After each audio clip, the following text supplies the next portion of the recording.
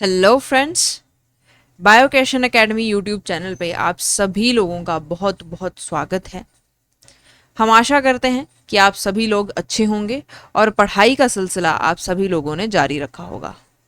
तो हम लोग आज आपके लिए लेकर के आए हैं लेक्चर 4, जो कि है हमारा टेम्परेचर रिलेशंस। टेम्परेचर रिलेशंस की जब भी बात करते हैं तो हम ये स्टडी करते हैं कि कैसे एक ऑर्गेनिज्म अलग अलग अडेप्टेशन मेथड्स को यूज करता है अकॉर्डिंग टू एनवायरनमेंट।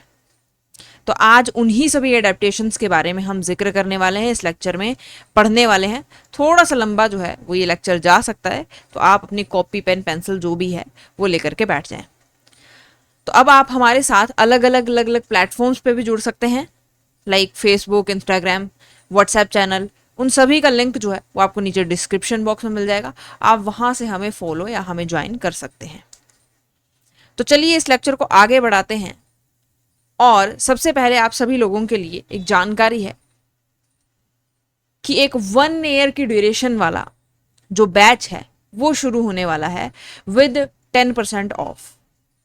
ऑनलाइन ये बैच है और 10,800 रुपीज़ में आपको लाइव लेक्चर्स मिलेंगे, इसमें रिकॉर्डेड लेक्चर्स मिलेंगे, इसमें डेली प्रैक्टिस पेपर आपको दिए जाएंगे, स्ट्रक्चर्ड नोट्स आपको प्रोवाइड किए जाएंगे, इंडिविजुअल डाउट क्लासेस होंगी, PYQ प्रैक्टिस करवाई जाएगी, जनरल एप्टीट्यूड जो है वो भी आपको इसमें करवाया जाएगा, प्लस 10 to 12 यूनिट्स जो है वो भी टारगेट करवाई जाएंगे। और इसका ड्यूरेशन जो है वो 1 ईयर का रहने वाला है। आप इस बैच को अगर आप ऑफलाइन अटेंड करना चाहते हो तो आप ऑफलाइन भी अटेंड कर सकते हैं। ऑफलाइन आने के लिए आपके पास एड्रेस जो है वो दिया गया है। अगर आप अभी एनरोल करना चाहते हैं तो स्क्रीन पे दिए गए नंबर्स पे आप हमें कॉल कर सकते हैं, या आपके पास जितने भी अदर प्लेटफॉर्म्स पे आप हमारे साथ जो है वो बात करना चाहते हैं उनका लिंक जो है वो नीचे डिस्क्रिप्शन बॉक्स में है, तो वहां से आप हमारे साथ जुड़ सकते हैं। तो बायोकेशन एकेडमी आप सभी लोगों के लिए एक अच्छा ऑफर लेकर के आई है। जो भी लोग अवेल करना चाहते हैं वो अलग अलग माध्यम से अवेल कर सकते हैं। अब हम अपने लेक्चर की तरफ बढ़ते हैं, जो कि हमारा आज की एक मेजर चीज होने वाली है। हमने बात की टेम्परेचर रिलेशंस की, कि हम टेम्परेचर रिलेशंस पढ़ने वाले हैं। तो सबसे पहले हमें टेम्परेचर के बारे में पता होना चाहिए कि व्हाट इज टेम्परेचर। टेम्परेचर, जब भी आपसे कोई पूछ ले कि टेम्परेचर क्या है तो आप क्या कहेंगे कि temperature is a measure of average kinetic energy और energy of motion of the molecules in a mass of substance. For example, जैसे मैंने आपको एग्जाम्पल के तौर पे आइस का जिक्र किया, ठीक है। जैसे कि हम पढ़ते हैं आइस होती है ना फिजिकल स्टेट, फिर क्या होता है ये पिघल करके लिक्विड में बदल जाती है और फिर ये एट लास्ट गैस में बदलती है। तो हम क्या बोलते हैं कि जो आइस होती है ना उसमें जो पार्टिकल्स रहते हैं वो टाइटली पैक्ड होते हैं और उनको मोशन करने के लिए इतनी ज़्यादा स्पेस, इतनी ज़्यादा जगह या उनकी जो काइनेटिक एनर्जी है वो कम होती है। इसीलिए कोई भी चीज़ सॉलिड यानी कि आइस की स्टेट में एग्जिस्ट कर पाती है। वहीं जब टेम्परेचर बढ़ जाता है, जब हम टेम्परेचर बढ़ाते हैं, ये आइस जो है वो लिक्विड में कन्वर्ट हो जाती है, क्योंकि जो मॉलिक्यूल्स हैं अब वो इतने ज़्यादा टाइटली पैक्ड नहीं हो पाएंगे, यानी कि एवरेज काइनेटिक एनर्जी जो है वो मॉलिक्यूल्स की वो बढ़ जाएगी, राइट। जो एनर्जी ऑफ मोशन है इधर उधर इस तरह से वो मूव करते रहेंगे, वो बढ़ जाता है। तो कहने का मतलब ये है टेम्परेचर एक्चुअली में मॉलिक्यूल्स के, है ना, कोई भी चीज़ है, कोई भी सब्सटेंस है, उसके अंदर जो मॉलिक्यूल्स पड़े हुए हैं उनकी एवरेज काइनेटिक एनर्जी है, उनका मोशन है ना, उनको मूव करने के लिए जो एनर्जी लग रही है दैट इज टेम्परेचर, ठीक है। और गैसेस में यही जो एवरेज काइनेटिक एनर्जी है वो बहुत ज़्यादा बढ़ जाती है, इसीलिए ये बहुत ही लूजली पैक्ड होते हैं यहाँ पे मॉलिक्यूल्स, ठीक है। क्लियर है बात? तो आई होप टेम्परेचर आपको क्लियर होगा। ओके, उसके बाद अब हम एक एग्जाम्पल देख रहे हैं कि कैसे टेम्परेचर को यूज किया जाता है फॉर रिप्रोडक्शन।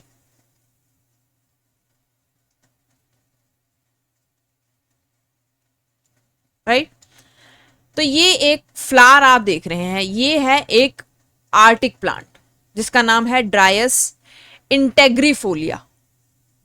ये एक आर्टिक प्लांट है और इसका बिहेवियर कैसा होता है, सन ट्रैकिंग बिहेवियर।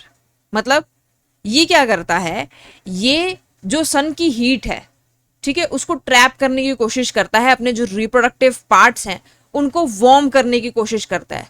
जब वो वार्म हो जाते हैं तो ये क्या करता है, जो पॉलिनेटिंग इंसेक्ट्स हैं उनको अट्रैक्ट करने की कोशिश करता है, जिसकी वजह से पॉलिनेटिंग इंसेक्ट जो है वो इसके ऊपर आकर के बैठेंगे और पॉलन ग्रेन्स का जो एक्सचेंज है वो हो जाएगा। ठीक है, कैसे करता है ये, तो देखिए ये है ड्रायस इंटेग्रिफोलिया। यहां पे अब आर्टिक रीजन है तो ऑब्वियसली थोड़ी सी सर्दी होगी, दिन का टाइम है तो हवा जो है वो लगभग 15 डिग्री सेल्सियस जो टेम्परेचर है वो है हवा का, राइट। अब क्या करता है ये, इसके जो ये पेटल्स होते हैं ना, ये जो आप देख रहे हैं ना, ये पेटल्स कैसे होते हैं, पैराबोलिक शेप के होते हैं।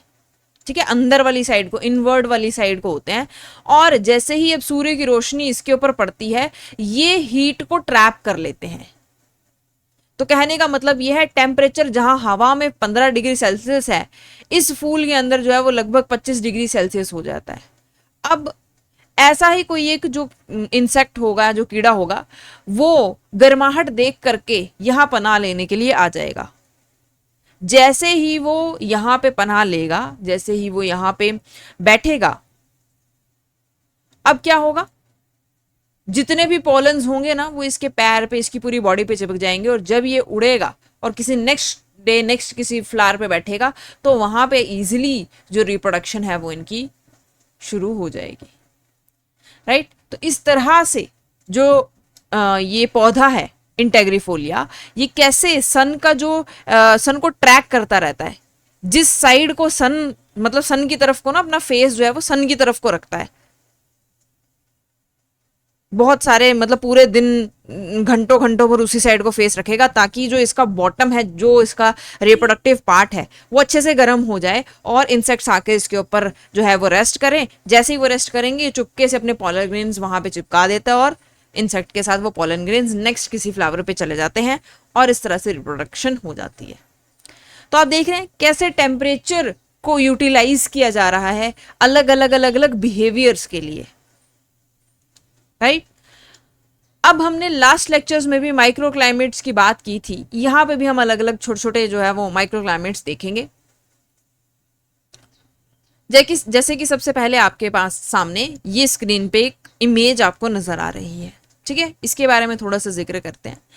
माइक्रो क्लाइमेट्स बनते कैसे हैं, कैसे बनते हैं, ठीक है। वैसे तो मैंने एक्सप्लेन किया था लास्ट लेक्चर्स में, अगर आपने पिछले लेक्चर्स अभी तक नहीं देखे हैं नीचे डिस्क्रिप्शन बॉक्स में आपको लिंक मिल जाएगा, पहले आप उन लेक्चर्स को गो थ्रू जरूर करें, क्योंकि ये सीरीज जो है ना वो लेक्चर 1 2 3 4 ऐसे इसीलिए चल रही है क्योंकि कुछ चीज़ें जो हैं वो पहले आपका बेसिक बना चुकी हैं, है ना। अब आप बस उन्हीं चीज़ों को जो है वो इलेबोरेटेड वे में रीड आउट करोगे, राइट। अब मैक्रो क्लाइमेट की बात करते हैं, क्योंकि जो मैक्रो क्लाइमेट का मतलब होता है जैसे एक लोकल लैंडस्केप है ना, वहां का, जैसे मान लो एक स्टेट है, ठीक है, एक हिमाचल प्रदेश ले लो और एक पंजाब ले लो, ये दोनों स्टेट्स हैं, है ना। अब अगर आप ध्यान से देखो तो यहां पे, क्योंकि यहां पे अगर आप मैक्रो क्लाइमेट की बात करोगे, ठीक है, तो इतनी ज्यादा गर्मी जितनी पंजाब में पड़ती है उतनी ज्यादा गर्मी नहीं पड़ती। हाँ, थोड़ा बहुत टेम्परेचर डिफरेंस होता है बट बहुत ज्यादा स्तर पे नहीं होता है। अगर आप अपर हिमाचल की बात करोगे उस टाइम पे जो टेम्परेचर डिफरेंस है वो आपको देखने को मिल जाएगा, ठीक है। तो मैक्रो क्लाइमेट का मतलब क्या होता है, मैक्रो क्लाइमेट इंटरेक्ट करता है with local landscape to produce micro climatic variations in temperature. यानी कि मैक्रो क्लाइमेट जब लोकल लैंडस्केप के साथ इंटरेक्ट करता है तब जाकर के अलग अलग जगह पे, ठीक है, जैसे एक स्टेट है उसका एक पर्टिकुलर क्लाइमेट है, ठीक है, जैसे हिमाचल ले लो या फिर मुंबई ले लो, है ना। मुंबई में क्या रहता है, हम बोलते हैं कि वहां का टेम्परेचर जो वो मॉडरेट रहता है ना, बरसात होती है और हल्की गर्मी होती है, बरसात होती है हल्की गर्मी होती है, हल्की सर्दी होती है ना, बहुत ज्यादा सर्दी जो है या बहुत ज्यादा एक्सट्रीम गर्मी जो है वो वहां पे नहीं होती है, तो क्या बोल देते हैं, मॉडरेट टेम्परेचर है, ठीक है। वैसे ही हिमाचल में जो है वो क्या रहती है, सर्दियां होती हैं, है ना, कई बार तो ऊपर वाली साइड पे एक्सट्रीम समर्स होती हैं और विंटर्स होती हैं, एक्सट्रीम विंटर्स होती हैं, और गर्मियों के मौसम में वहां पे हल्की गर्मी भी होती है, राइट।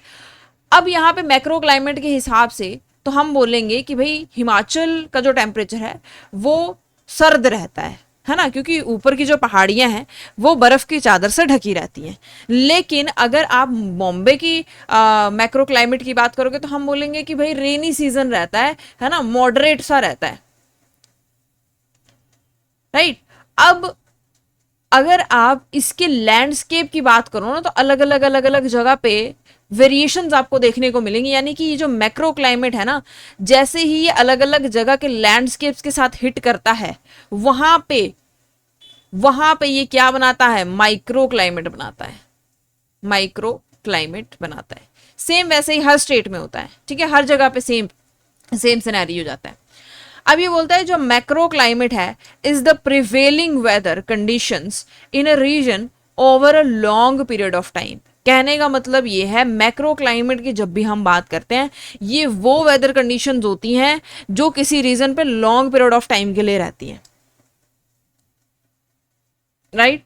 लेकिन माइक्रो क्लाइमेट की जब हम बात करते हैं, ये क्लाइमेटिक वेरिएशंस होती हैं on a scale of few kilometres, ठीक है, कुछ किलोमीटर तक हो सकता है, कुछ मीटर तक, या कई बार इवन इन सेंटीमीटर्स में भी, ठीक है। और यूजुअली ये कितने टाइम के लिए रहता है, शॉर्ट पीरियड ऑफ टाइम के लिए रहता है, ठीक है। तो मैक्रो क्लाइमेट से ही क्या बनता है, माइक्रो क्लाइमेट क्रिएट होता है। I hope this is clear. अब जैसे कि आप इस पिक्चर में देख रहे हो, यहां पे आपको माइक्रो क्लाइमेट्स दिखाए गए हैं। अगर आप नॉर्थ वाली साइड पे देखें ना, the north facing slope at this side supports a dense conifer forest. तो आपको इस साइड पे क्या दिख रहा है, डेंस कॉनिफर फॉरेस्ट दिख रहा है, while the vegetation on the south facing slope is mainly grassland, ठीक है। अब ये ग्रासलैंड यहाँ पे कैसे बना, और इसके दूसरी ही साइड जो है वो इतना घना जंगल कॉनिफर्स का दिख रहा है, ये कैसा बना, ये आपको पिछले लेक्चर्स में बता दिया गया है, राइट। अगर थोड़ा सा यहां पे जिक्र करूं, तो जैसे मान लो कि ये है वाटर, ठीक है। अब क्या होता है, पूरा दिन सूर्य की रोशनी पड़ी है, यहां से इवेपोरेशन होगी, हवा गर्म ऊपर उठेगी, उसमें नमी होती है, फिर वो जो है वो एक प्रेशर डिफरेंस से, है ना, यहाँ पे हाई प्रेशर है तो जहां पे लो प्रेशर होगा उस तरफ को वो बहेगी, अपने साथ पानी को वो लेकर के जाती है, मॉइस्चर होता है हवा में। तो जैसे ही वो यहां से मूव करती है, ठीक है, इस जगह पे जाकर क्या हो जाती है, बारिश हो जाती है, प्रेसिपिटेशन हो जाती है। तो जहां पे बारिश हुई यानी वहां पे क्या, फॉरेस्ट बन गया, माइक्रो क्लाइमेट एक क्रिएट हो गया है, ठीक है। अब इस हवा में से क्या हो गया है, नमी निकल चुकी है, ये बिल्कुल कैसी है, रूखी हवा है। तो अगली साइड हवा, जो इस पहाड़ी के दूसरी वाली साइड पे हवा जा रही है, दैट इज उसमें पानी नहीं है, तो यहां पर उतनी वेजिटेशन नहीं होगी। तो इस तरह से एक ही आप देख रहे हैं लैंडस्केप पे दो अलग अलग माइक्रो क्लाइमेट्स क्रिएट हुए हैं, और इनमें जो है वो ज्यादा फर्क नहीं होता है, डिस्टेंस वाइज भी ज्यादा फर्क नहीं होता है। क्लियर होगी बात, आई होप दिस इज क्लियर, कैसे माइक्रो क्लाइमेट्स क्रिएट होते हैं। चलिए नेक्स्ट जो हम बात करने वाले हैं दैट इज डेजर्ट में। अब डेजर्ट में क्या होता है, देखो, soil surface in full sun heats to high temperature. यहां पे क्या है, कोई वेजिटेशन कुछ नहीं है ना, तो पूरा दिन ये खाली बंजर जमीन पे क्या गिर रही है, धूप गिर रही है। तो यहां पे टेम्परेचर देखो कितना ज्यादा, 48 degree Celsius in bare soil away from the shrubs, जो श्रब्स वाले एरिया से दूर है, उस बेयर सॉइल पे टेम्परेचर देखो 48 डिग्री सेल्सियस। लेकिन फिर क्या हुआ, यहां पे 29 degree Celsius in litter under low shrubs. यहां पे आप देख रहे हो छोटा सा घास घूस जहां पे भी लगा होगा डेजर्ट में, वहां पे क्या होता है, थोड़ी सी जो ठंडक है वो आपको महसूस होती है। कैसे होती है, आगे चलेंगे। यहां पे देखो एक पौधा लगा हुआ है ना, तो यहां पे क्या बोला, 27 degree Celsius in soil under low shrubs. कैसे हुआ ये, shedding of soil surface by low shrubs lower maximum temperatures. क्योंकि अब ये जो इसके पत्ते हैं ना, ये पत्तों की वजह से क्या हो रहा है, सन की जो गर्मी है ना वो ये अपने अंदर ले रहे हैं, ठीक है। यानी कि सिंपल भाषा में अगर मैं समझाऊं तो क्या हो रहा है, इस पत्ते की जो शेड है ना, शेड की वजह से यहाँ इसके आसपास का जो टेम्परेचर है वो कैसा हो गया है, कम हो गया है, क्योंकि धूप जो है वो नहीं गिर पा रही यहाँ पे। और इसके आसपास में अगर आप देखोगे तो थोड़ा सा घास फूस भी उग रखा है, तो उसकी वजह से टेम्परेचर जो है वो भी ड्रॉप हो जाएगा। ठीक है, a layer of leaf litre lowers maximum temperature even more. वैसे ही अब थोड़ा सा और बड़ा श्रब्स वाला जो टॉल श्रब्स हैं वो अगर हो तो क्या होगा। अब ये बोल रहे ग्रेटर लीफ एरिया, इसका अगर, क्योंकि ये श्रब्स जो है वो टॉल हैं, थोड़े से बड़े हैं, तो इनका लीफ एरिया भी बड़ा होगा।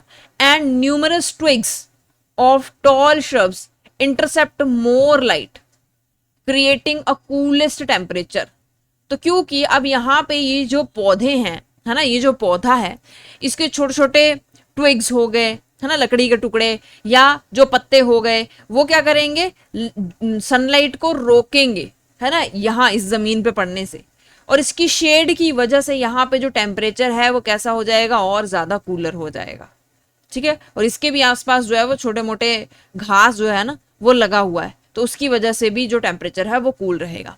तो 21 degree Celsius in litter under tall shrub और 23 degree Celsius in soil under tall shrub. ठीक है, तो देखो हर जगह पे ये देखो, ये है सारा डेजर्ट का ही, लेकिन वहां के एनवायरनमेंट के हिसाब से, है ना, कैसे अलग अलग टेम्परेचर डिफरेंसेस क्रिएट हो रहे हैं। ठीक है, क्लियर है बात इतनी। Desert shrubs create distinctive thermal microclimates in the desert landscape. तो कैसे अलग अलग थर्मल माइक्रोक्लाइमेट्स बन रहे हैं, कैसे अलग अलग टेम्परेचर्स आपको एक ही जगह पे देखने को मिल रहे हैं। So these are the region कि कैसे माइक्रोक्लाइमेट्स क्रिएट होते हैं। ठीक है, I hope this is clear.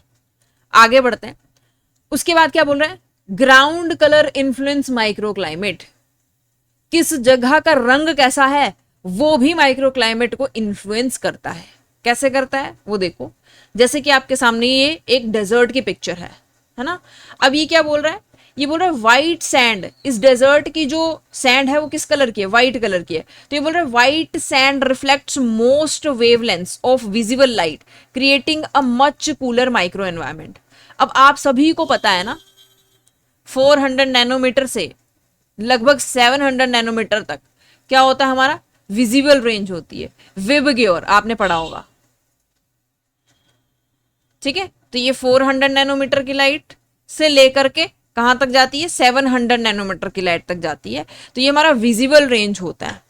अभी बोलते हैं जो व्हाइट सैंड वाला जो ये डेजर्ट है, क्योंकि ये विजिबल लाइट को एब्जॉर्ब ही नहीं कर रहा, रिफ्लेक्ट बैक कर दे रहा है ना, रिफ्लेक्ट बैक कर दे रहा है, जिसकी वजह से यहां पे जो टेम्परेचर है वो कैसा होगा, कूलर होगा, कूलर माइक्रोक्लाइमेट क्रिएट होगा।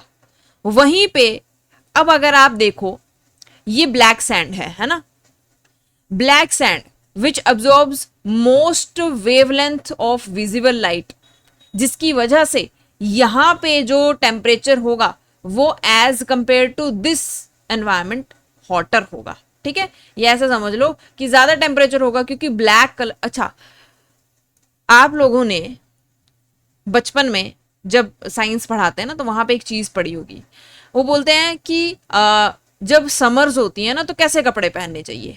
तो आपको बताया जाता है कि जो लाइट कलर के क्लोथ्स होते हैं ना, और कॉटन के जो क्लोथ्स होते हैं वो पहनने चाहिए, है ना, जैसे व्हाइट, येलो, ये जो लाइट कलर्स होते हैं। वहीं पे जो डार्क कलर्स होते हैं ना, जैसे कि हो गए रेड हो गया, है ना, ब्लैक हो गया, इस तरह के जो कलर्स होते हैं ये क्या करते हैं, ये ज्यादा लाइट अब्जॉर्ब करते हैं। ठीक है, विबग्योर में भी आप देखो ज्यादा वेवलेंथ वाली जो लाइट होती है वो रेड होती है ना। तो कहने का मतलब ये है, जितनी जैसा कलर होगा वो वैसा ही हीट को एब्जॉर्ब करेगा, लाइट को एब्जॉर्ब करेगा। अगर यहाँ पे ब्लैक कलर की सैंड है तो ये ज्यादा लाइट को एब्जॉर्ब करेगी, ट्रैप करेगी, जिसकी वजह से यहाँ पे टेम्परेचर बढ़ जाएगा। राइट, ये सेम वही फंडा है जो आप लोग पहले भी पढ़ चुके हैं, बचपन में पढ़ के आए हैं। चलिए उसके बाद एक्वेटिक टेम्परेचर की बात करते हैं। उससे पहले समझना है एक term, that is riparian vegetation. क्या होती है ये राइपेरियन वेजिटेशन? ये होती है वो वेजिटेशन जो रिवर और स्ट्रीम्स के बिल्कुल आसपास पे है ना, किनारों किनारों पे जो पेड़ पौधे उग जाते हैं, उनको हम राइपेरियन वेजिटेशन कहते हैं। और यही राइपेरियन वेजिटेशन इन स्ट्रीम्स के, इन नदियों के जो टेम्परेचर है उनको इन्फ्लुएंस करते हैं। सेम वैसे ही जैसे अभी आप डेजर्ट्स में देख के आए, क्योंकि इनके पत्ते जो है वो छांव करेंगे तो वहां पे पानी का टेम्परेचर कूलर हो जाएगा, जैसे अभी आप डेजर्ट में पढ़ के आए, सेम वैसे ही। ठीक है, तो ये डायग्राम आप देखो, ये ग्राफ आप देखो क्या है। इस साइड पे फर्स्ट जो आपके सामने पिक्चर दिख रही है, इसमें आप देख रहे हो कैनोपी कितनी कम है। अगर कैनोपी कम होगी तो सूर्य की रोशनी सीधा पानी के ऊपर पड़ जाएगी। अगर पानी के ऊपर पड़ गई तो पानी पूरा दिन गर्म रहेगा। ठीक है, नीचे जो आपको ग्राफ दिखाया गया है वो भी यही बता रहा है कि जितनी कम परसेंटेज ऑफ कैनोपी पानी के ऊपर किसी रिवर या स्ट्रीम के ऊपर होगी, उतना ज्यादा उसका टेम्परेचर होगा। ठीक है, दूसरी पिक्चर में देखो, यहां पे कैनोपी मीडियम है, यानी कि उतनी ज्यादा धूप जो है वो वहां पे एंटर नहीं कर पाएगी, है ना। और पानी का जो टेम्परेचर है वो थोड़ा सा एज कंपेयर टू दिस, पहली वाली पिक्चर से, पहले वाली कंडीशन से थोड़ा सा जो टेम्परेचर है वो कूलर होगा। राइट, तो आप देख रहे हैं जैसे जैसे कैनोपी बढ़ रही है, टेम्परेचर जो है वो क्या होता जा रहा है, कम होता जा रहा है। अब तीसरी पिक्चर आप देखो, एट हाई कैनोपी, जहां पे कैनोपी हाई होगी वहां पे कोई चांस ही नहीं है कि सूर्य की रोशनी जो है वो ज्यादा एंटर कर जाए, है ना। सूर्य की रोशनी को जगह नहीं मिलेगी एंटर करने की, और इसके नीचे जो रिवर स्ट्रीम या जो भी पानी का सोर्स होगा वो कैसा होगा, कूलर होगा, पूरा दिन ठंडा रहेगा। क्लियर होगी बात। तो एक्वेटिक टेम्परेचर कैसे डिसाइड होता है, बेसिकली राइपेरियन वेजिटेशन से। ओके, अच्छा, उसके बाद एक टॉपिक है ट्रेड ऑफ। ट्रेड ऑफ में क्या समझाया जाता है, प्रिंसिपल ऑफ एलोकेशन। ये समझना इंपॉर्टेंट है। क्या होता है प्रिंसिपल ऑफ एलोकेशन, ये बोलता है energy allocated to one of life function. ठीक है, कोई भी लाइफ, देखो अब एक जिंदा प्राणी है, उसमें बहुत सारे लाइफ को सपोर्ट करने के लिए फंक्शंस चल रहे हैं, राइट। अभी बोलता है कि किसी भी एक लाइफ के फंक्शन के लिए अगर एनर्जी लग रही है, ठीक है, फॉर एग्जाम्पल रिप्रोडक्शन के लिए, या फिर डिफेंस अगेंस्ट डिजीज के लिए, ग्रोथ के लिए, ठीक है, किसी भी एक लाइफ फंक्शन के लिए अगर एनर्जी एलोकेट हुई है, लग रही है, तो वो रिड्यूस कर देती है the amount of energy available for other function. तो जो जितने बाकी फंक्शंस बचे उनके लिए अमाउंट ऑफ एनर्जी जो अवेलेबल होगी उसकी कमी हो जाएगी। ठीक है, वो कम हो जाएगी। क्लियर होगी बात। इसको समझाया और भी अच्छे से किसने, रिचर्ड लेविन्स। इन्होंने एक बुक लिखी जिसका नाम था एवोल्यूशन इन चेंजिंग एनवायरमेंट्स। क्या कंक्लूड किया उस बुक में, that as a population adapts to particular set of environmental conditions, it's fitness is other in other environments is reduced. कि अगर कोई पॉपुलेशन जो है वो एक particular set of environmental conditions के हिसाब से खुद को ढाल लेती है, तो बाकी इन्वायरमेंट्स में, ठीक है, उस इन्वायरमेंट को छोड़ के बाकी इन्वायरमेंट्स में उसकी फिटनेस जो है वो कम हो जाती है, यानी कि रिड्यूस हो जाएगी। वहां पे उसके सर्वाइवल के चांसेस कम हो जाएंगे। इस चीज को टेस्ट इन्होंने किस पे किया, इकोलाई पे लिए। ठीक है, तो इसकी जो टेस्टिंग थी वो किस पे हुई, इकोलाई पे। क्या हुआ इकोलाई के साथ कि इनकी जो एक एंसेस्ट्रल लाइन थी ना, वो किस पे ग्रो करती थी, 40 डिग्री सेल्सियस पे। ठीक है, लेकिन फिर क्या किया, इनकी जो एंसेस्ट्रल लाइंस थी ना, उनमें से कुछ इकोलाइज को उठाया और 20 डिग्री सेल्सियस पे ग्रो करवाना शुरू कर दिया, और लगभग 2000 जनरेशंस जो है वो इनकी वहां पे ग्रो करवाई। ठीक है, अब क्या हुआ, 20 डिग्री की सेल्सियस के हिसाब से ये जो 2000 जनरेशन थी इन्होंने खुद को ढाल लिया, ये आराम से वहां पे ग्रो करना शुरू हो गई। लेकिन जैसे ही इनको उठा करके 40 डिग्री सेल्सियस पे डाला, ये मर गई, ये वहां पे सरवाइव नहीं कर पाई। ठीक है, तो सेम वही बात जो रिचर्ड लेविन्स ने अपनी किताब में कही थी कि अगर कोई भी स्पीशीज, कोई भी पॉपुलेशन जो है वो किसी एक पर्टिकुलर एनवायरनमेंट के हिसाब से खुद को ढाल लेती है, तो बाकी एनवायरनमेंट्स में रहने के लिए उसकी जो फिटनेस है वो रिड्यूस हो जाएगी। ठीक है, Escherichia coli grown at 20 degree Celsius for 2000 generations showed increased fitness at that temperature compared to ancestral lines, क्योंकि ancestral lines को किस पे ग्रो किया था 40 डिग्री सेल्सियस पे, ठीक है, which were adapted to high temperatures. तो एंसेस्ट्रल लाइन जो है वो हाई टेम्परेचर्स के लिए अडेप्टेड थी, however they had reduced fitness at 40 degree Celsius compare to ancestral lines. तो अब जब 20 डिग्री सेल्सियस वालों को 40 डिग्री सेल्सियस पे ग्रो किया तो उनकी फिटनेस कैसी थी, रिड्यूस हो गई, वो वहां पे सर्वाइव नहीं कर पाई। क्लियर है बात? आई होप दिस इज क्लियर। तो इसको हम कहते हैं प्रिंसिपल ऑफ एलोकेशन। अब हम आगे बढ़ते हैं और देखते हैं कि टेम्परेचर कैसे इन्फ्लुएंस करता है किसी भी ऑर्गेनिज्म की परफॉर्मेंस को।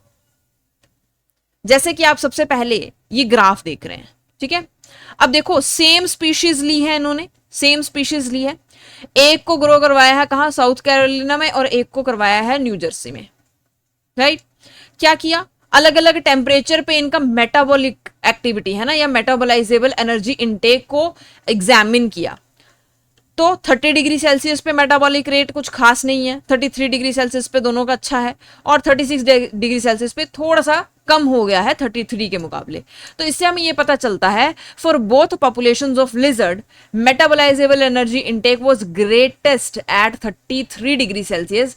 कहने का मतलब ये है, इससे डायरेक्टली प्रूव होता है कि ऑर्गेनिज्म की जो परफॉर्मेंस है, कि वो कैसा सर्वाइव करेगा, कैसे परफॉर्म करेगा, वो डायरेक्टली किसके ऊपर डिपेंड करता है कि वहां का टेम्परेचर, वहां का एनवायरमेंट कैसा है, ठीक है। एक और एग्जांपल अगर मैं बताऊं तो यहां पे देखिए, एक साइड पे आप देख रहे हैं the moss from a boreal forest, वो फोटोसिंथेसिस कर रहा है, मैक्सिमम फोटोसिंथेसिस रेट जो है वो किस पे है, 15 डिग्री सेल्सियस पे। देख रहे हैं आप, ये है 10 डिग्री सेल्सियस और इसके बाद जो है वो 15 डिग्री सेल्सियस पे मैक्सिमम फोटोसिंथेसाइजिंग एक्टिविटी जो देखेगी बोरियल फॉरेस्ट में पाए जाने वाले मोसेस की, वो थी 15 डिग्री सेल्सियस पे। लेकिन वहीं पे अगर आप डेजर्ट श्रब की देखो तो उसकी फोटोसिंथेसाइज करने की, है ना, मैक्सिमम रेट ऑफ फोटोसिंथेसिस वो किस टेम्परेचर पे कर रहा है, 44 डिग्री सेल्सियस पे। तो कहने का मतलब यही है कि एक ऑर्गेनिज्म की परफॉर्मेंस क्या रहने वाली है, वो कितने अच्छे से रिसोर्सेज को यूज कर सकता है, मैक्सिमम लेवल पे रिसोर्सेज को यूज कर सकता है, वो टेम्परेचर के ऊपर डिपेंड करता है। अब यही डेजर्ट श्रब को अगर आप 20 या 30 डिग्री सेल्सियस पे डाल दोगे तो ये सिर्फ इतना अमाउंट ऑफ फोटोसिंथेसाइज, है ना, फोटोसिंथेसिस जो है वही परफॉर्म कर सकता है, ठीक है। इसका एक्चुअल पोटेंशियल तो किस पे आएगा, 44 डिग्री सेल्सियस पे। क्लियर है बात? आई होप दिस इज क्लियर। चलिए अब ये क्या बोल रहा है, बोल रहा है these physiological differences clearly reflect differences in the environment where these species live and to which they are adapted. कि ये जो फिजियोलॉजिकल डिफरेंसेस आपको देखने को मिल रहे हैं, इससे डायरेक्टली एक ही चीज निकल के आती है कि वो जो ऑर्गेनिज्म है वो किस एनवायरमेंट में पड़ा हुआ है ना, अपने आसपास की एनवायरमेंट में कैसे उसने खुद को अडेप्ट किया है, ये उसके ऊपर डिपेंड करता है, ठीक है। अभी बोलते हैं the plant responses to temperature as well as those of animals can also reflect a short term physiological adjustment that is acclimatization। ठीक है, क्या होता है acclimatization, क्या होती है adaptation, ये दोनों टर्म एक दूसरे से अलग हैं, दोनों को कंफ्यूज नहीं करना है, ठीक है। देखो टर्म्स के ऊपर मैच दी फॉलोइंग में डायरेक्टली क्वेश्चंस आ जाते हैं, इसलिए टर्म्स आपको ध्यान में रखनी है कि कौन सी क्या है, राइट। अडेप्ट करने का मतलब होता है कोई जो स्पीशीज है ना, वो इन्वायरमेंट के हिसाब से खुद को कैसे ढालती है, कैसे वहां पे सरवाइव करेगी, और इस सर्वाइवल के लिए वो एक शॉर्ट टर्म फिजियोलॉजिकल एडजस्टमेंट को यूज करती है, दैट इज एक्लेमेटाइजेशन। जैसे कि अगर यही इन्हीं एग्जाम्पल्स में अगर आप बात करें तो देखो वो 33 डिग्री सेल्सियस पे भी ग्रो कर रही है ना, चाहे वो कम मेटाबोलाइज कर रही है लेकिन ग्रोथ तो है। यहां पे भी देखो फोटोसिंथेसिस वो हर एक लेवल पे परफॉर्म कर रहे हैं, चाहे वो कम कर रहे हैं चाहे वो ज्यादा कर रहे हैं, यानी कि वो खुद को एक्लेमेटाइज करने की कोशिश कर रहे हैं कि वो वहां पे सरवाइव कर जाए, राइट।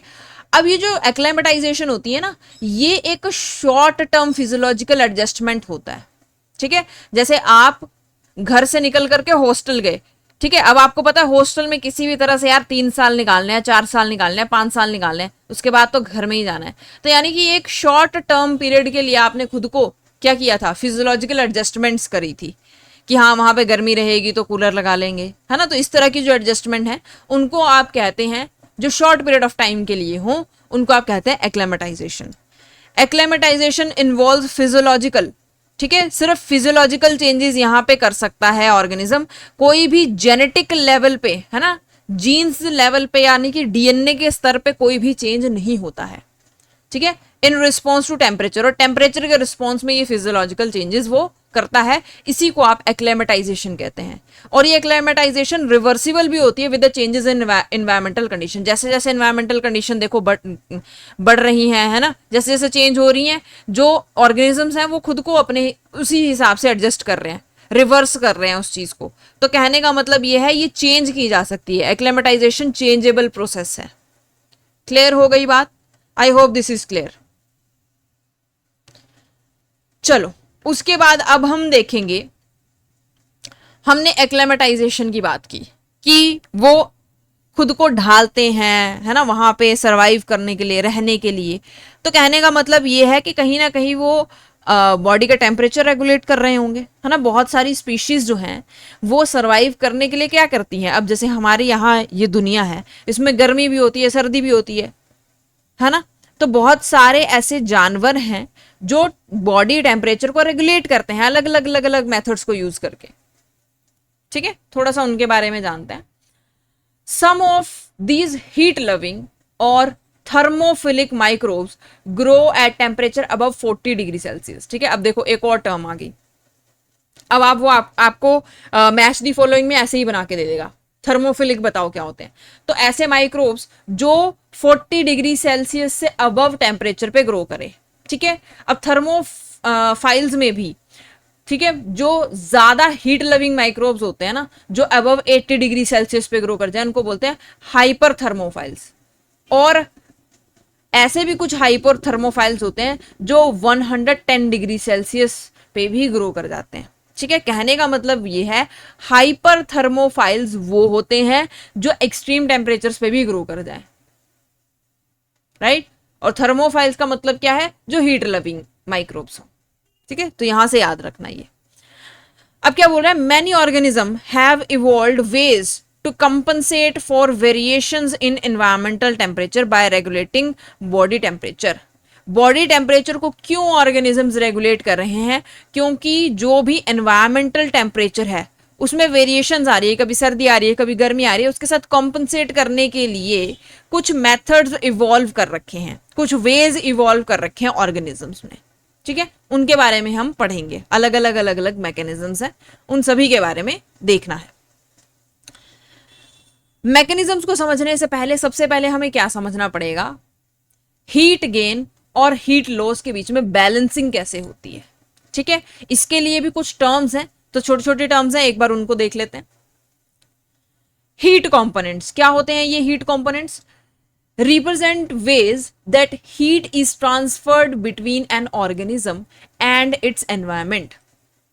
हीट कंपोनेंट्स हम उन चीजों को कहते हैं जो वो वेज रिप्रेजेंट करते हैं कि किसी भी ऑर्गेनिज्म और एनवायरनमेंट के बीच में हीट का जो ट्रांसफर है वो चल रहा है, ठीक है। एनवायरनमेंट से ऑर्गेनिज्म में हीट ट्रांसफर हो रही है, ऑर्गेनिज्म से एनवायरनमेंट में हीट ट्रांसफर हो रही है, उसको दर्शाने के लिए जो एक रिप्रेजेंट करने के लिए वेज बनाए गए हैं उनको हम हीट कंपोनेंट्स कहते हैं। जैसे कि सबसे पहला है मेटाबॉलिक हीट, ठीक है, HM से इसको डिनोट करते हैं। ये क्या है, is the energy released with in a organism during the process of cellular respiration. जितने भी जीव जंतु हैं उनके अंदर जिंदा रहने के लिए सेलुलर रेस्पिरेशन चल रहा है, 24 घंटे चल रहा है, जब तक वो जिंदा तब तक चल रहा है, और इसी के दौरान मेटाबॉलिक हीट जो है वो भी प्रोड्यूस होती है, राइट। तो ये एक हीट कंपोनेंट है। दूसरा आ जाता है conduction.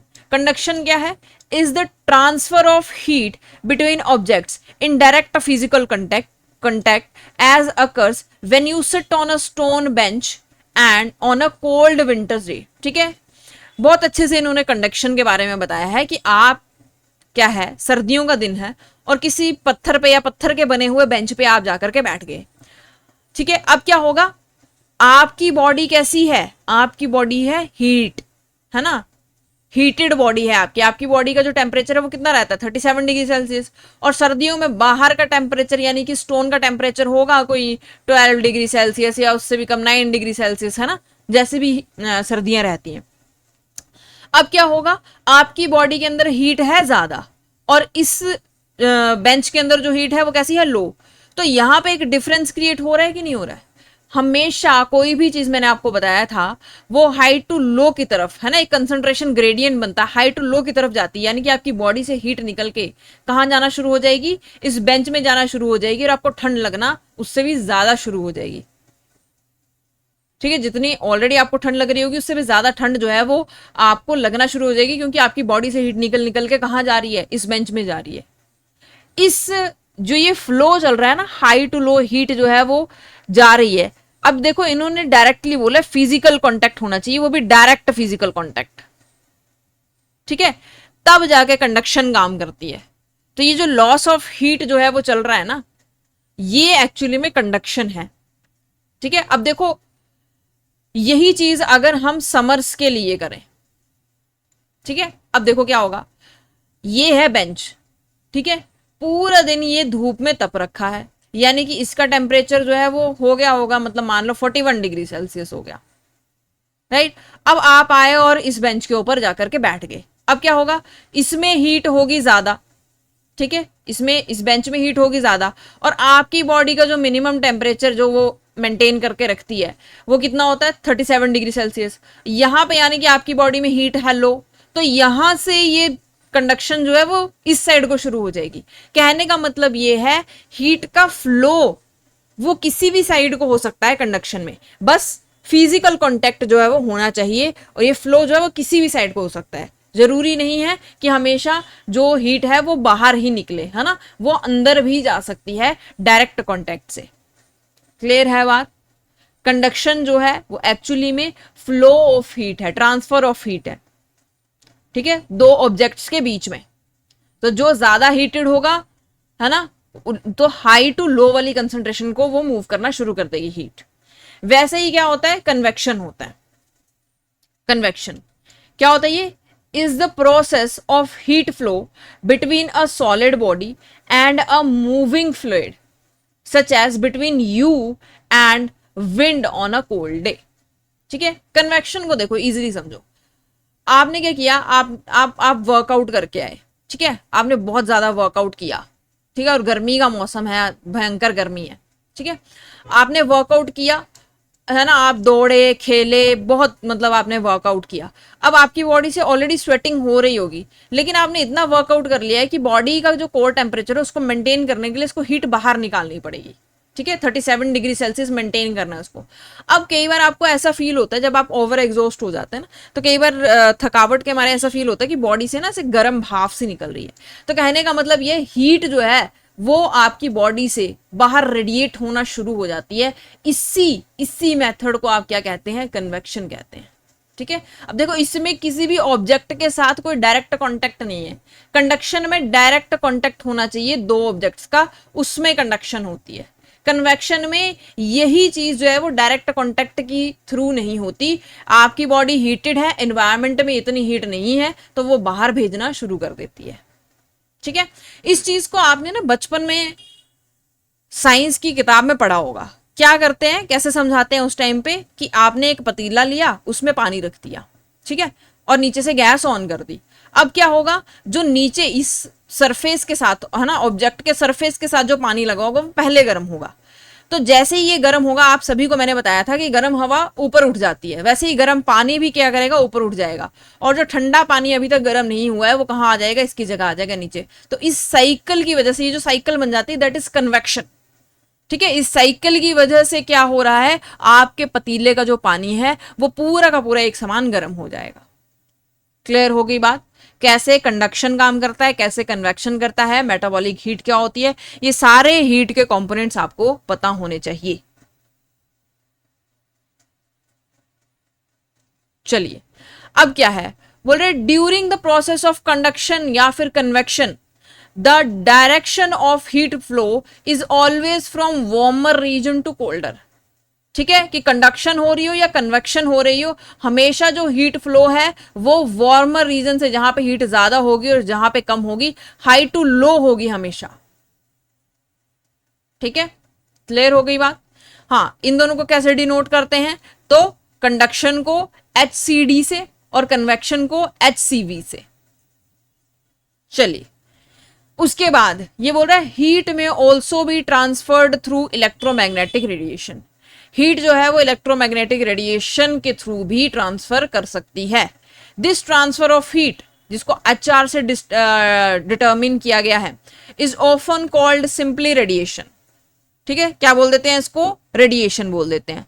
All objects above absolute zero, ठीक है, अबव -273 डिग्री सेल्सियस, जितने भी ऑब्जेक्ट्स हैं -273 डिग्री सेल्सियस से ऊपर, वो सारे के सारे इलेक्ट्रोमैग्नेटिक रेडिएशंस देते हैं। But most obvious source in our environment is sun. ठीक है, तो सन से इंफ्रारेड रेज, है ना, इलेक्ट्रोमैग्नेटिक रेडिएशन, ये सब कुछ जो है वो हमें मिलता है। लेकिन क्योंकि हमारी आंखें जो है वो इनको देख नहीं पाती, इसलिए हमें ऐसा लगता है कि वो है भी नहीं, लेकिन ये एग्जिस्ट करती हैं। चलिए, अब 1 बाय 1 जो है वो आपको इस डायग्राम की मदद से समझाया गया है कि कौन सा प्रोसेस जो है वो कैसे हीट गेन या लूज कोई भी ऑर्गेनिज्म करता है।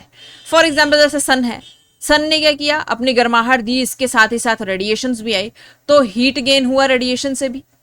लेकिन सारी की सारी रेडिएशन जो है वो पौधा नहीं लेता है, कुछ जो रेडिएशन है वो रिफ्लेक्ट बैक भी हो जाती है, तो हीट लॉस भी हो जाता है बाय रेडिएशन, राइट। फिर उसके बाद यहाँ पे मेटाबॉलिक एक्टिविटीज चल रही होगी तो हीट गेन हो जाएगा मेटाबॉलिज्म से। ठीक है, फिर इवेपोरेशन होती है, ट्रांसपिरेशन होती है, जिससे वाटर जो है वो इवेपोरेट होता है ना, तो साथ ही साथ में हीट लॉस भी हो जाता है, पौधा जो है वो खुद को कूल रख पाता है। वैसे ही हवा चली, हवा के थ्रू जो है वो यहाँ पे देखो कन्वेक्शन हो रहा है ना, तो हीट गेन भी हो सकता है, लॉस भी हो सकता है, डिपेंड करता है कि वहां पे टेम्परेचर कंडीशन कैसी है।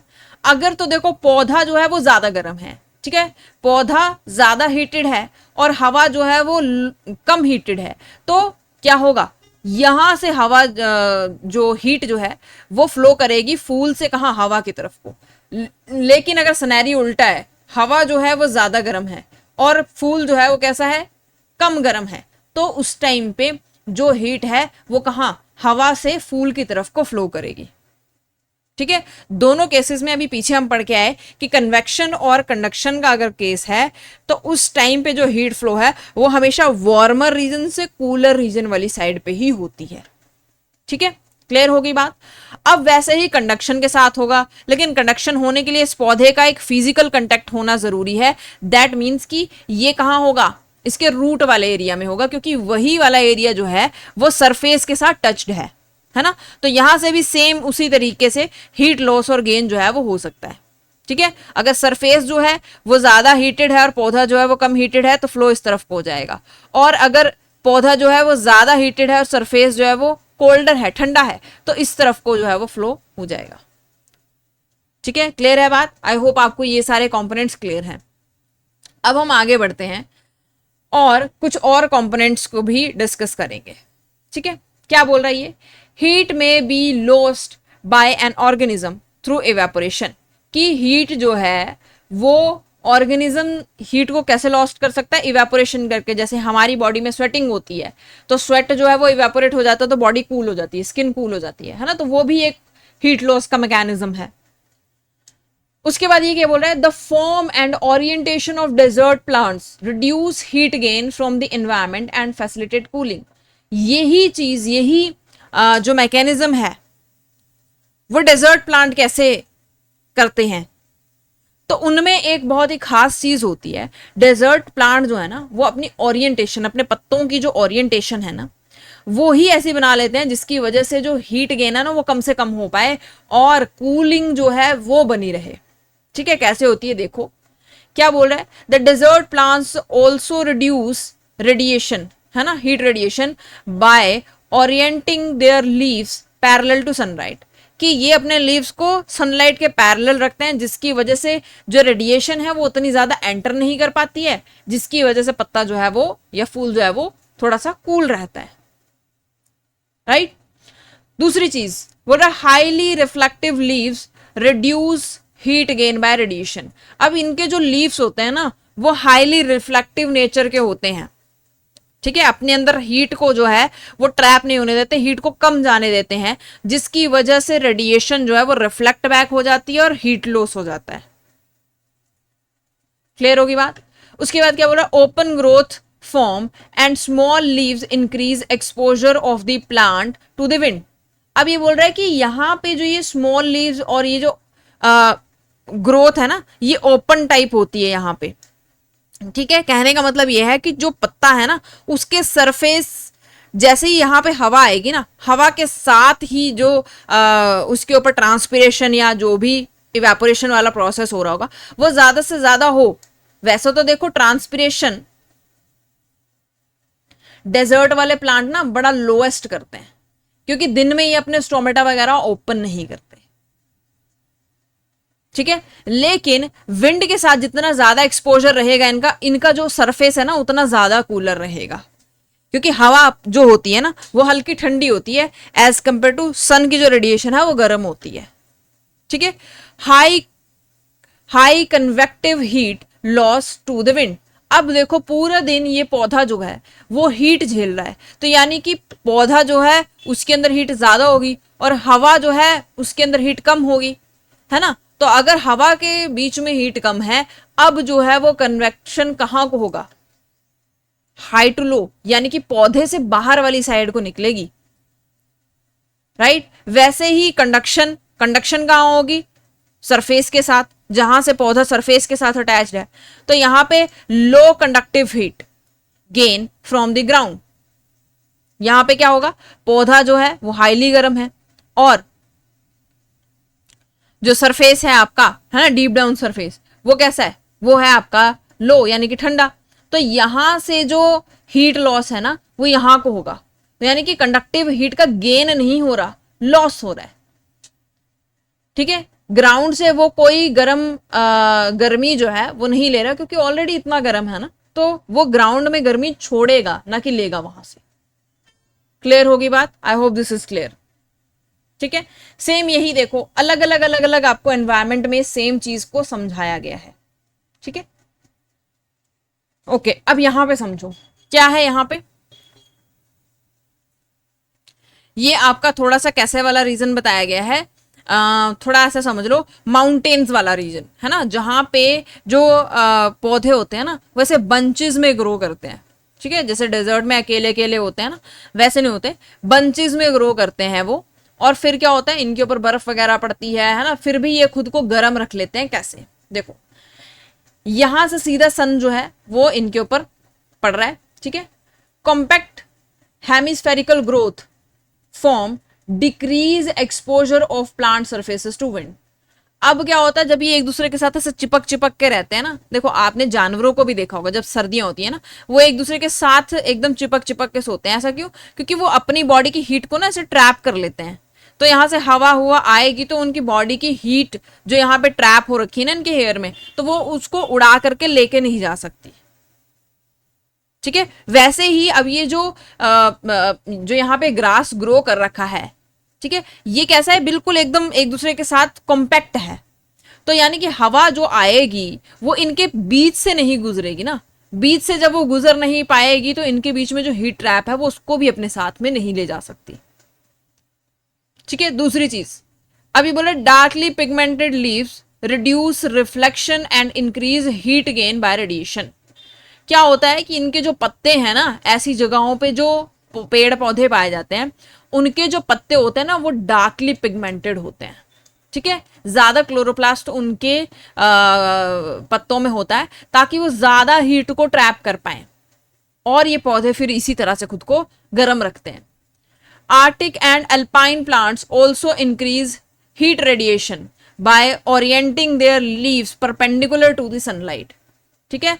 अब जहां पे इसको इस रेडिएशन को रिफ्लेक्ट करना था तो ये अपने पत्ते को कैसा रख रहा है, पैरेलल टू सनलाइट। लेकिन यहां पे इसको ट्रैप करनी है हीट, इसीलिए ये पत्ते को कैसा रख रहा है, परपेंडिकुलर टू सनलाइट, ठीक है, कि ऐसे रखेगा तो जाकर के सीधी धूप जो है वो इसके अंदर चली जाएगी, है ना, ज्यादा से ज्यादा हीट ट्रैप करेगा। अब वैसे ही अगर यहां से धूप आ रही है और मैं ऐसे बिल्कुल परपेंडिकुलर रख लूं तो ये ज्यादा से ज्यादा हीट जो है ना वो ट्रैप नहीं कर पाएगा, ठीक है। डेजर्ट में इसी तरह से होता है जैसे अभी मैंने आप लोगों को बताया। उसके बाद low convective heat loss to wind. अब देखो विंड इसके बीच से जा ही नहीं रही तो हीट लॉस होगा कैसे, ठीक है। कन्वेक्टिव हीट लॉस के लिए विंड को इसके बीच से गुजरना भी तो पड़ेगा, तभी जाकर के जो हीट इसके अंदर पड़ी हुई है वो विंड में लॉस होगी, ठीक है। दूसरा, ground hugging growth form increases heat gain from solar heated surrounding दो, ठीक है, कि इसके जो सराउंडिंग से सोलर हीट मतलब जो आसपास का एरिया है उस पर भी तो धूप पड़ रही है ना, तो जैसा ये ऐसे एक दूसरे के साथ चिपके चिपके से होते हैं ना, तो ये आसपास की जगहों से भी जो हीट है ना, जो सोलर हीट है उसको एकत्रित करते रहते हैं। क्लियर होगी बात, ठीक है। सारे आपको बता दिए कि कौन सी चीज कैसे होती है और किस किस रीजन में कैसे किया जाता है, कैसे हीट को रिपेल करना है, कैसे हीट को गेन करना है। The growth form and orientation of the cushion plants in Arctic and alpine environments increase heat gain from sunlight and surrounding landscape and conserve any heat gain, ठीक है। कोई भी हीट जो है वो लूज नहीं करते हैं वहां के पौधे, वो हीट को गेन करना चाहते हैं, ठीक है। और किस किस मेथड से कैसे करते हैं वो मैंने आपको बता दिया। चलिए अब नेक्स्ट चीज क्या है, कुछ टर्म्स हैं जिनके ऊपर डायरेक्ट मैच दी फॉलोइंग वाले क्वेश्चंस बनते हैं। इन टर्म्स को आपको ध्यान में रखना है। पहला है कौन सा, पोकिलियोथर्म्स। क्या होते हैं ये, the body temperature of these organisms called poikilotherm varies directly with environmental temperature. Poikilotherm वो ऑर्गेनिजम्स होते हैं जिनका बॉडी टेम्परेचर बिल्कुल सेम रहता है एनवायरमेंट के टेम्परेचर पे। अगर एनवायरमेंट का टेम्परेचर 15 डिग्री सेल्सियस है तो इनकी बॉडी का भी कितना हो जाएगा, 15 डिग्री सेल्सियस। अगर इनकी जो एनवायरमेंट का टेम्परेचर है वो 20 है तो इनकी बॉडी का भी कितना हो जाएगा, 20 डिग्री सेल्सियस। उनको हम कहते हैं पोकिलियोथर्म्स। जैसे कि एग्जाम्पल के तौर पे आपको याद रखना है फ्रॉग, ठीक है। अब देखो इसके जो एग्जाम्पल्स ढूंढने हैं ना वो सारा आपका काम है, ठीक है। एक एटलीस्ट 3 एग्जाम्पल जो है वो आपको हर टर्म के याद होने चाहिए। एक मैंने आपको बता दिया फ्रॉग, बाकी दो आपका काम है उनको ढूंढना। बहुत बेसिक चीज है ये, आप लोगों ने पहले भी पढ़ रखे हैं। उसके बाद आ जाते हैं एक्टोथर्म्स। कौन होते हैं, animals that rely mainly on external source of energy for regulating body temperature are called as ectotherm. वो एनिमल्स जो एक्सटर्नल सोर्सेज के ऊपर रिलाय करते हैं अपनी बॉडी का जो टेम्परेचर है उसको रेगुलेट करने के लिए, उनको हम कहते हैं एक्टोथर्म्स, ठीक है। जैसे कि जानवरों को ठंड लगी तो क्या करते हैं, हम लोग को ठंड लगी तो क्या करते हैं, हम तो हीटर वगैरह चला लेते हैं, है ना। बेसिकली अगर हीटर वगैरह और ये सारे आग इन सबको हटा दिया जाए तो एक सन ही हमारे पास एक नेचुरल सोर्स ऑफ लाइट है ना, नेचुरल सोर्स ऑफ हीट है। वैसे ही एनिमल्स भी जो है वो क्या करते हैं, धूप सेकते हैं अपनी बॉडी का जो टेम्परेचर है उसको रेगुलेट करने के लिए, है ना। और एक्टोथर्म का एग्जाम्पल जो है वो क्या है, आपको याद रखना है, टर्टल्स, है ना। चलिए basically Baskin turtles. organisms that rely heavily on internally derived metabolic heat energy, जिसको हम HM कहते हैं, that are endotherms। अब देखो एक्टोथर्म्स और एंडोथर्म में एक ही डिफरेंस है। जो एक्टोथर्म्स होते हैं ना ये सिर्फ और सिर्फ हीट यानी कि सन पे डिपेंडेंट है बॉडी का टेम्परेचर रेगुलेट करने के लिए, लेकिन एंडोथर्म्स जो है उनकी बॉडी में जो मेटाबॉलिज्म चल रहा है उससे भी हीट जनरेट हो रही है, ठीक है। तो वो अपनी बॉडी का टेम्परेचर जो है वो मेंटेन करने के लिए क्या करते हैं, मेटाबॉलिक हीट का यूज करते हैं। क्लियर हो गई बात। उसके बाद इसका जो एग्जांपल्स है बहुत सारे, जितने भी मैमल्स है वो सारे के सारे आ जाएंगे इसमें, ठीक है। चलिए उसके बाद है होम्योथर्म्स।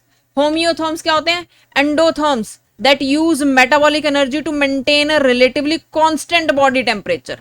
ऐसे ऑर्गेनिजम्स, ऐसे एनिमल्स जो क्या करते हैं, इस मेटाबॉलिक एनर्जी को यूज करते हैं, इस मेटाबॉलिक हीट को यूज करते हैं ताकि बॉडी का जो टेम्परेचर है वो एक कांस्टेंट टेम्परेचर रह सके। जैसे कि हम ह्यूमंस क्या होता है हमारा 37 डिग्री सेल्सियस मेंटेन करते हैं हम, है ना। तो होम्योथर्म्स का एग्जाम्पल आप याद रखेंगे ह्यूमंस। क्लियर हो गई बात? चलिए नेक्स्ट हम बात कर रहे हैं सर्वाइविंग एक्सट्रीम टेम्परेचर्स कि एक्सट्रीम टेम्परेचर्स को कैसे सर्वाइव करते हैं। बहुत सारे ऑर्गेनिजम्स हैं जो एक्सट्रीम टेम्परेचर्स में भी सर्वाइव कर रहे हैं, तो वो ऐसे कौन से मैकेनिज्म्स यूज कर रहे हैं? बोले many organisms survive extreme temperatures bye entering a resting stage. किस स्टेज में एंटर कर जाते हैं वो? एक रेस्टिंग स्टेज में एंटर कर जाते हैं। Animals can go into a state of reduced metabolism that may last several months. If this state occurs in winter, it is called as hibernation. If it occurs in summers, it is called as estivation. बहुत सारे जानवर जो कि extreme temperatures में रह रहे हैं, वो क्या करते हैं, जब एक्सट्रीम सर्दी आ जाए, है ना, या एक्सट्रीम गर्मी आ जाए, उस टाइम पे अपनी बॉडी का जो मेटाबॉलिज्म है ना, उसको वो स्लो कर लेते हैं। ठीक है, और यही अगर प्रोसेस जो है वो सर्दियों के टाइम पे होता है तो हम उसको बोलते हैं हाइबरनेशन, है ना। जैसे पोलर बेयर्स वगैरह है वो हाइबरनेट कर लेते हैं। और इसी तरह अगर यही जो मतलब मेटाबॉलिज्म रेट है वो गर्मियों में कोई एनिमल अपना स्लो कर लेता है ना, तो उसको हम कहते हैं एस्टिवेशन। ठीक है, तो जैसे कि बेयर्स में बेयर क्या करते हैं, हाइबरनेट करते हैं, है ना, और स्नेल्स जो होती हैं वो कैसे करती हैं, एस्टिवेशन करती हैं। राइट, क्लियर है बात? उसके बाद एक और एग्जाम्पल हमारे पास आता है, that is of humming bird. Humming bird एक अलग सा जानवर है जो एक अलग टेक्निक यूज करता है। हमिंग बर्ड्स में go into torpor for several hours each night. ठीक है, टॉर्पर एक ऐसी स्टेट होती है जिसको हम स्टेट ऑफ इनएक्टिविटी कहते हैं, है ना, कि उसमें जो बॉडी है ना वो बिल्कुल धीमी हो जाती है, कोई काम नहीं करती। हमिंग बर्ड इस चीज से हर रात गुजरता है, बहुत सारे घंटे तक वो किस स्टेट में पड़ा रहता है, टॉर्पर स्टेट में। ठीक है, कैसे पड़ा रहता है उसको देखते हैं। देखो, ये डिपेंड करता है कि वो टॉर्पर में जाएगा या नहीं, तो ये डिपेंड करता है नेक्टर के ऊपर। ठीक है, the amount of nectar available to a broad-tailed hummingbird determines whether it goes into torpor during the night or not. अब मान लेते हैं कि कोई हमिंग बर्ड है, उसको नेक्टर नहीं मिला, तो आज रात वो किस स्टेट में चला जाएगा, टॉपर में चला जाएगा। कहने का मतलब यह है बॉडी का जो टेम्परेचर है वो कितना पहुंच जाएगा, 12 से 17 डिग्री सेल्सियस नाइट में।